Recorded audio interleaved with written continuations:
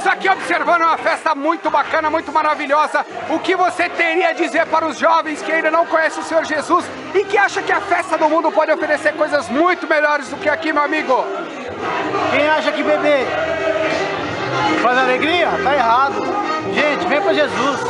A Jesus é festa, Jesus é festa. Não precisa beber, não precisa se drogar, não precisa fazer nada. Jesus dá tudo de bom pra você. Aê, Sidão! Valeu, Sidney!